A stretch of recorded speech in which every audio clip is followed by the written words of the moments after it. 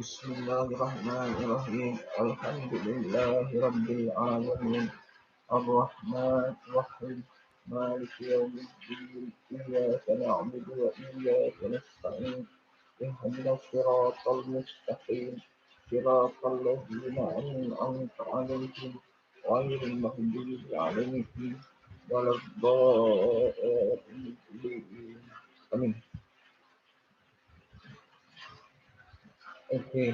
Pertama sekali saya membuat video ini bukanlah untuk membina, menyakiti, melecehkan mana-mana pihak, mana-mana orang, mana-mana kumpulan dan sebagainya. Tujuan utama saya buat video ini adalah sebagai hiburan dan sebagai tontonan sahaja. Okey, berbalik pada tajuk kita pada hari ini ialah mengenai isu masjid. Sebenarnya pertama sekali kita perlu faham, kita perlu tahu mengenai hukum. Apakah hukum ke masjid dan apakah hukum yang perlu kita tahu ataupun yang paling utama dahulu. Apabila kita bercakap mengenai perkara ini, maka pertama hukum melibatkan dua hukum, yakni hukum fardu kifayah dan juga hukum fardu ain.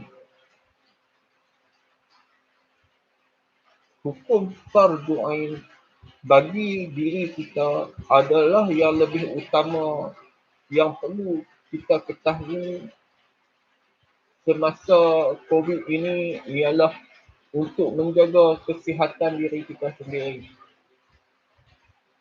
Untuk menjaga kesihatan diri kita sendiri daripada ancaman penyakit dan juga wabak. Wabak yang sedang berlaku. Wabak. Okey. Jadi hukum yang kedua adalah mengenai fardu kifayah. Kita ke masjid adalah kerana fardu kifayah, yakni sesuatu urusan yang melibatkan Islam keseluruhannya, melibatkan kepentingan Islam keseluruhannya. Jadi menurut ulama, pergi ke masjid merupakan satu hukum fardu kifayah. Ulama-ulama dan pakar-pakar telah pun bersidang mengenai perkara ini, termasuklah Mesir, Mekah dan sebagainya, dan memutuskan jemaah-jemaah ataupun orang-orang Islam melakukan solat di rumah sahaja dan tidak perlu ke masjid kerana berikutan terdapatnya wabak penyakit yang membahayanya. Okey. Isu yang timbul sekarang ni adalah mengapa pihak-pihak badan yang berwajib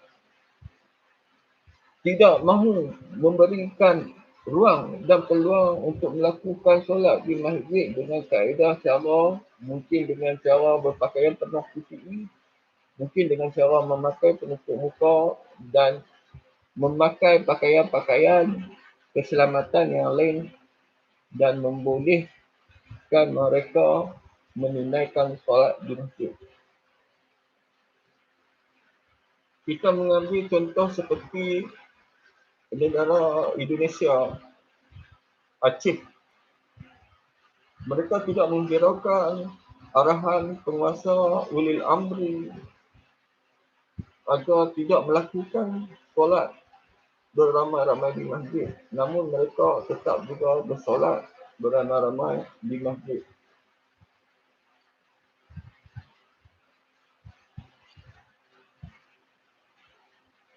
Jadi kita di Malaysia sebenarnya terdapat banyak kekesalan, kekhawatiran mengenai masjid-masjid yang ditinggalkan kosong setelah 2 bulan, hampir 3 bulan, jemaah tidak dapat menunaikan solat di masjid.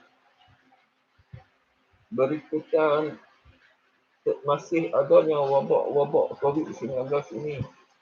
Dan atas kekesalan dan kekhawatiran tersebut, terdapatlah suara-suara yang memohon agar masjid dibolehkan untuk dibuka dengan menggunakan beberapa kaedah SOP seperti mana yang kini telah digunapakai pasaraya, kilang-kilang dan beberapa premis perniagaan yang telah dibuka.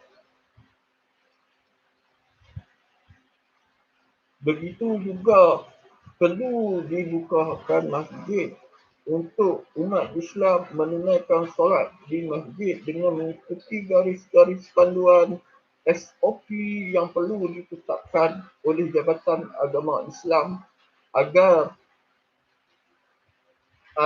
masyarakat dapat mengimarahkan dan menunaikan dan melakukan aktiviti di masjid.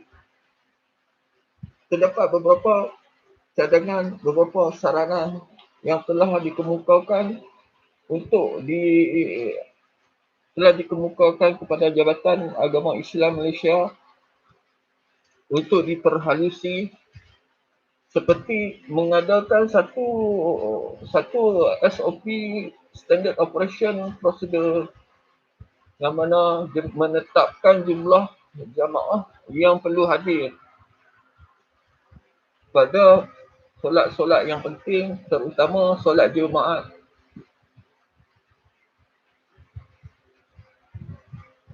Jabatan Agama Islam terbaru ini telah mengeluarkan perintah solat Jumaat boleh dihadiri seramai tidak kurang ataupun seramai 15 orang sahaja dengan mematuhi Standard Operation Procedure dengan jarak sosial 1 meter seperti yang telah tular di media sosial baru-baru ini.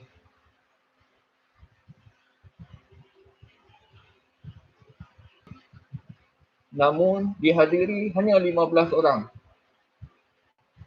Ya, ia masjid yang besar, ia boleh menempatkan sekurang-kurangnya 20 orang atau 30 orang dan sebaik-baiknya mengikut jumlah kiraan makmum yang hadir pada setiap kali solat Jumaat adalah melebihi 40 orang.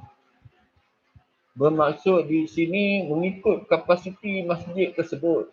Seumpama masjid yang kecil tidaklah perlu dihadiri oleh ramai jemaah. Sebaliknya, jika ia masjid yang besar, dibolehkanlah jemaah untuk hadir secara melebihi daripada jumlah-jumlah tertentu.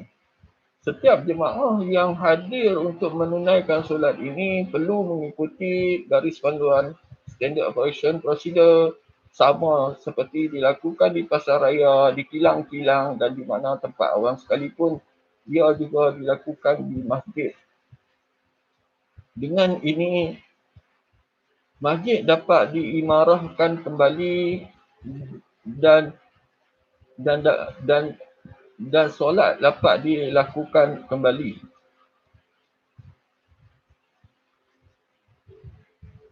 Netizen mempertikaikan seolah-olah tidak ada satu tindakan, seolah-olah tidak ada satu usaha pun daripada pihak Jabatan Agama Islam mengenai perkara ini.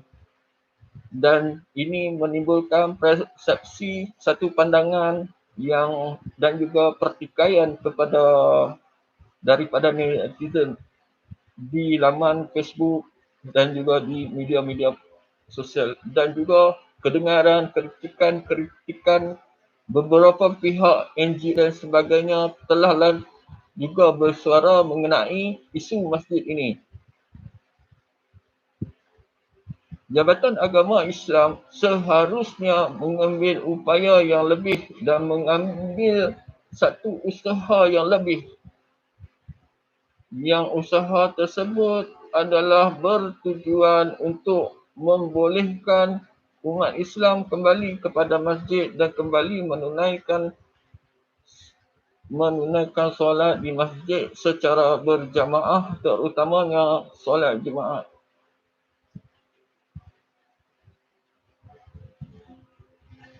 Dengan menitik beratkan standard operation procedure seperti memakai peralatan PPE, penutup hidung, penutup kepala dan sebagainya, dan mengamalkan jarak sosial sebanyak 1 meter bagi setiap orang.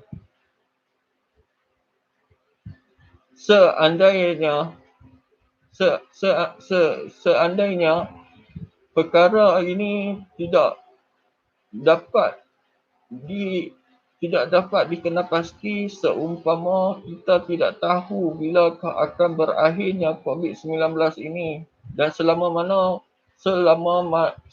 manakah kita tidak dibenarkan untuk bersolat di masjid, tiada siapa yang tahu. Sehingga kini WHO, Kesihatan Dunia pun masih tidak menemui vaksin. Dan mungkin terdapat juga pendapat netizen yang mengatakan mungkin kita tidak dapat bersolat di masjid selama setahun, 2 tahun, 3 tahun atau lebih. Wallahualam. Jadi berkesempatan di sini saya mengatakan adalah baik sekiranya perkara ini dibincangkan dengan lebih halus dan lebih teliti bagi membenarkan jemaah untuk datang bersolat di masjid.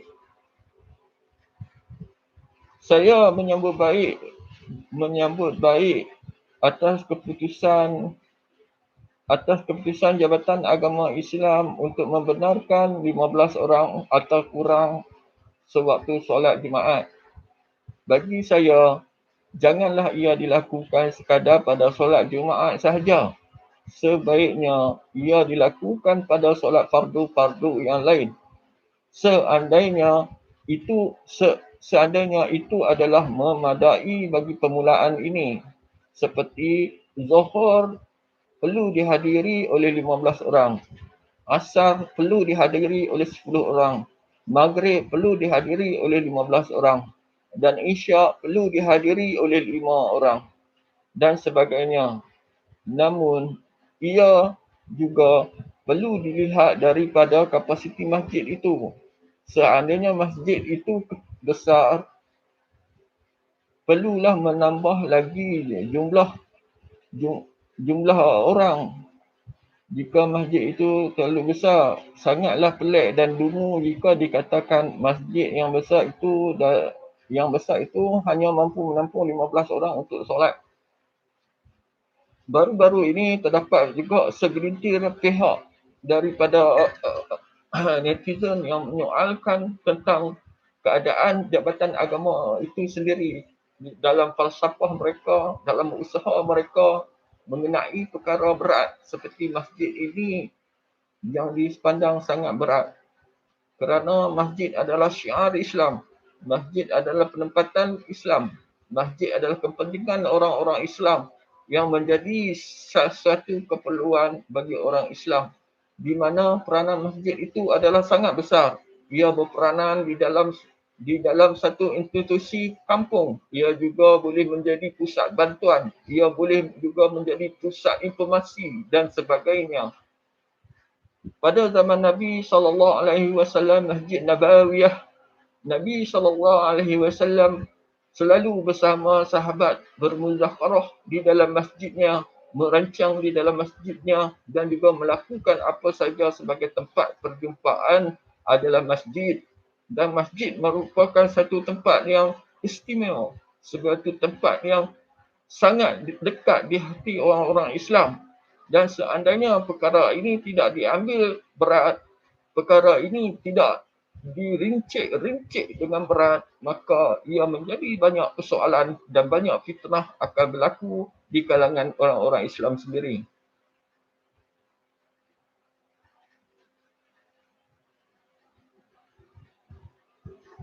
Sebaiknya Jabatan Agama Islam perlu memikirkan satu kaedah atau satu langkah yang terbaik bagi membolehkan umat-umat Islam bersolat di masjid. Terdapat pelbagai banyak macam langkah dan pelbagai macam cara dan usaha. Antaranya menggilirkan jemaah, antaranya menempatkan jemaah di suatu tempat ataupun membenarkan jemaah melebihi 15 orang, 20 orang, 30 orang di zon-zon yang telah hijau, di zon-zon yang tidak ada penyakit berjangkit, dan mengurangkan jumlah jemaah atau mengurangkan jumlah jemaah bagi zon-zon merah yang mana zon-zon tersebut terdapat penyakit berjangkit pada tahap yang kritikal. Ini semua adalah satu usaha-usaha yang dapat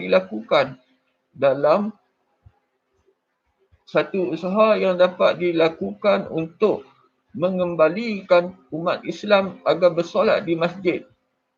Dengan adanya usaha ini, netizen akan nampak Jabatan Agama sangat memainkan peranan dan usaha-usaha besarnya ke arah mengimarahkan masjid, ke arah fungsi masjid itu tersebut.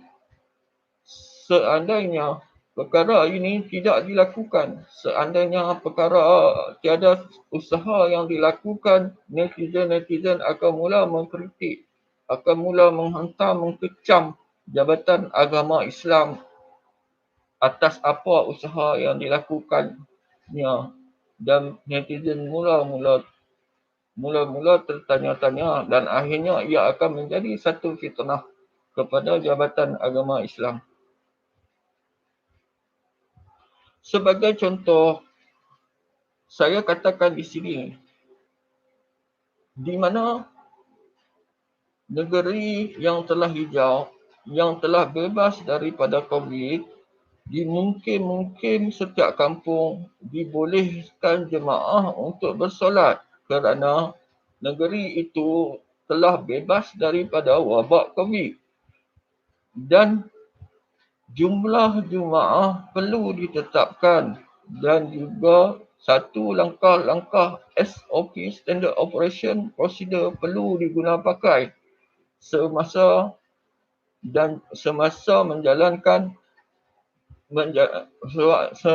bersolat, datang bersolat dan sebagainya. Dengan ini masjid dapat diimarahkan